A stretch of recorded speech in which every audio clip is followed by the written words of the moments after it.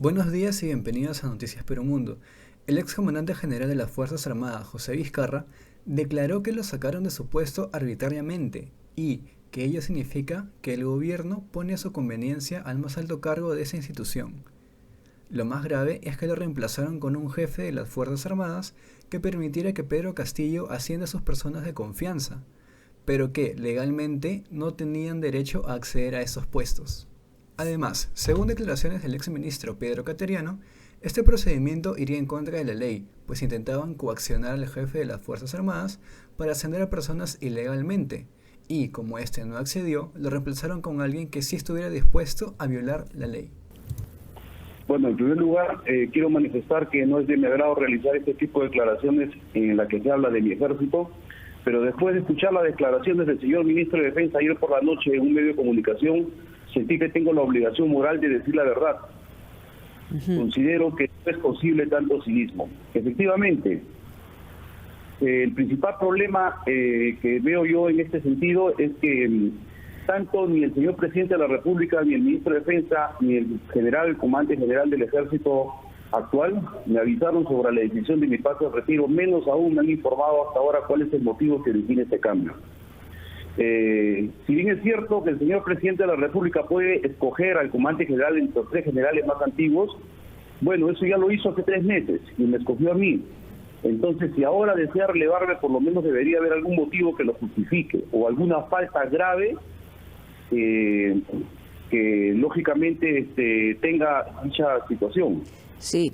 Y ese motivo me parece que debió decírmelo. De lo contrario, estamos hablando de un poder absoluto de cambiar cuando se le antoje o a su conveniencia al comandante general de una institución cuya estructura responde a normas establecidas y, lo que es peor aún, relevar un comandante institucional totalmente respaldado por su personal, lo cual es fácilmente comprobable. General Vizcarra, efectivamente, usted lo que está señalando es que no solamente ha sido imprevisto, sorpresivo, con muy malas formas su retiro, sino que además no ha sido motivado.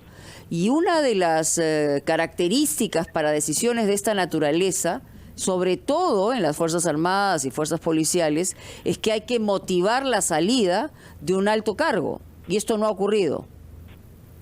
Efectivamente, tal como usted lo está manifestando. Entonces, ante esta situación, solamente me queda pensar que se debe a una razón recientemente presentada y que es el proceso de ascenso y las invitaciones al retiro, que son parte de las actividades que se realizan en esta época del año. En ese sentido, sí, general, perdón, en ese sentido, justamente con el tema de los ascensos, hay una versión que quisiera que usted la confirme o no. ¿Es cierto que el presidente de la República le pidió a usted los ascensos de los hijos de Augusto Bocanegra Gálvez, que es su amigo personal? Me refiero a Ciro Bocanegra y Fidel Bocanegra, que según la versión que hemos tenido o tomado conocimiento son conocidos como los chotanos. Le pidió, no sé si lo hizo directamente o a través de alguien, y usted se negó. ¿Es cierto esto? Le explico de manera puntual.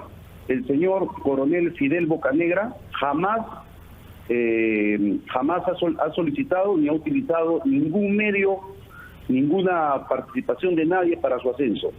Y acá quiero puntualizar lo siguiente. Yo sí recibí unos pedidos que me hizo conocer con algunos días de anticipación del proceso. Tengo mensajes de WhatsApp al respecto, inclusive lo prueban. ¿Mensaje de quién? ¿De quién?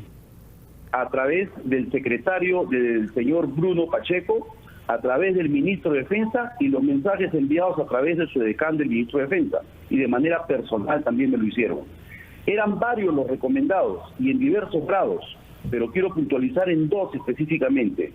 Descarto totalmente el nombre del señor Fidel Bocanegra. Ese señor coronel jamás utilizó ningún medio. ¿Ya? Hablamos del coronel Sánchez Cahuancamo y el coronel Ciro Bocanegra. Hermano del otro, ¿no? Es hermano del otro Bocanegra. Sí. Perfecto. ¿Y por qué puntualizo en ellos? Porque el secretario Bruno Pacheco Castillo y el ministro insistieron tanto en aquellos oficiales al punto de vista que tuvimos en repetidas oportunidades intercambio de ideas y de conceptos de cómo funcionan las Fuerzas Armadas, que ellos no lograron comprender. ¿Y cómo insistían? Es decir, ¿qué cosa le decían? Le detallo esta parte porque este es el punto central. Eso sucedió los días 11, 12 y 13 de octubre cuando fui al MINDES, llevando las actas. El señor ministro llamó por teléfono a Palacio y me increpó que los recomendados no habían ascendido y que el secretario estaba incómodo por eso. Fuimos a Palacio, nos recibió el dichoso señor secretario, a quien le manifesté aspectos señor Pacheco, técnicos. Que es el secretario general de la presidencia.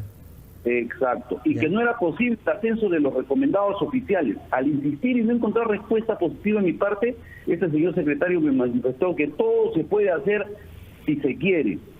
Porque pero había él trabajado. hablaba en nombre del presidente. Permítame ser insistente en estas cosas porque es muy importante para entenderlo. El señor Bruno Pacheco, que es el secretario general de Palacio, ¿hablaba en nombre del presidente o digamos, trataba de imponer un cambio a título personal? Hablaba a nombre del presidente. Entonces, él manifestó pues que como él trabajó en el ejército en algún momento, decía que se podía hacer.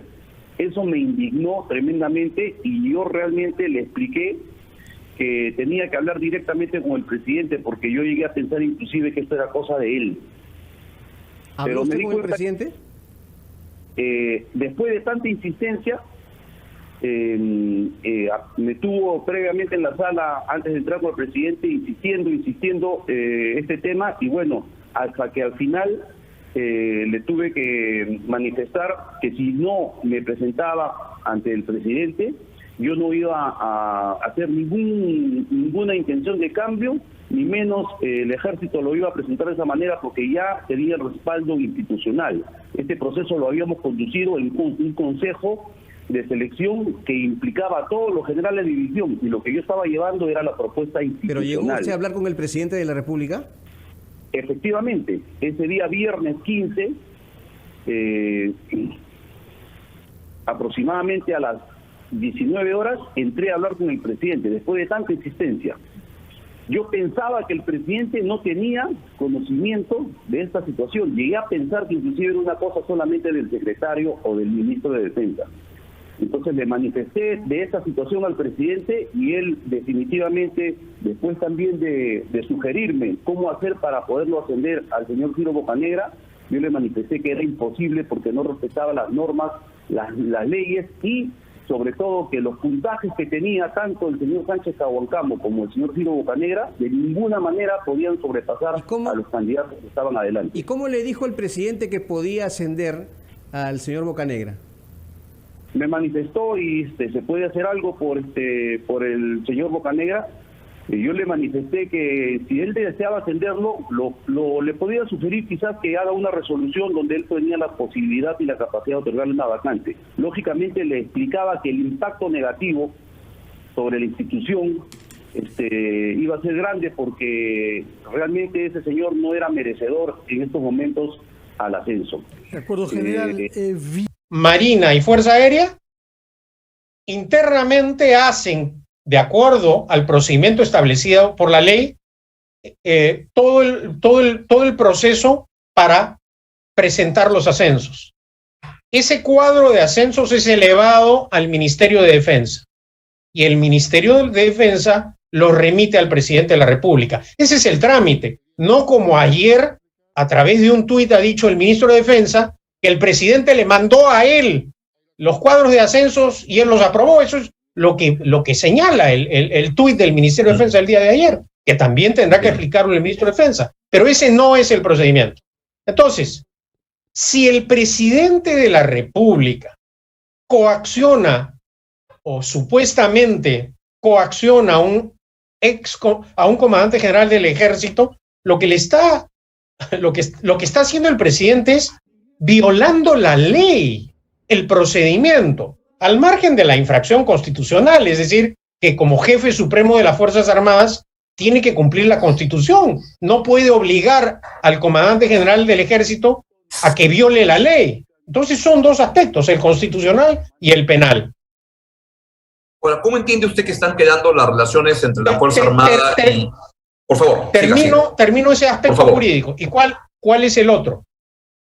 El otro es que la Comisión de Defensa pida facultades para realizar una investigación más profunda, es decir, que se convierta en una comisión investigadora y en base a eso tenga la potestad de ahondar los alcances de lo ocurrido, ¿no?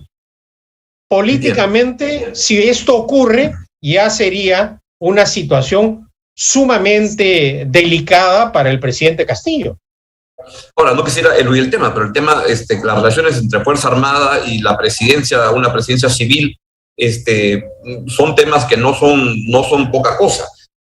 ¿Cómo hacer para poder salir adelante, preservar que el presidente de la República es el comandante supremo de la Fuerza Armada, que cumpla la ley, pero que no se acabe generando una situación de inestabilidad que pueda, como sabemos, Fuerza Armada y presidencia, pues a veces no caminan bien y a veces se acaban mal, para que ese no sea el final? Bueno, para que ello no ocurra, lo que va a tener que suceder es que o renuncie el ministro de Defensa o que el Congreso lo censure. No veo otra salida y convoque el presidente de la República a una persona que genere credibilidad tanto al interior de las Fuerzas Armadas como hacia la ciudadanía en general, Augusto. Correcto, o sea que no veo otra salida en este momento para reconstruir esta relación. O sea que esto se funciona o se soluciona, como siempre suele ocurrir, con el ministro que es el fusible cuando hay un cortocircuito. Y se nombra otra persona que permite reconstruir las relaciones como debe ser. Exactamente, porque es el ministro el que tiene la responsabilidad política. Yo por esa razón no he hablado en ningún momento de la responsabilidad política del presidente. He señalado la posible infracción a la Constitución en su condición de jefe supremo de las Fuerzas Armadas y el supuesto delito de abuso de autoridad. Y bueno, si les gustó el video, por favor apóyennos con un like y suscríbanse para estar actualizados, porque un buen ciudadano siempre debe estar informado.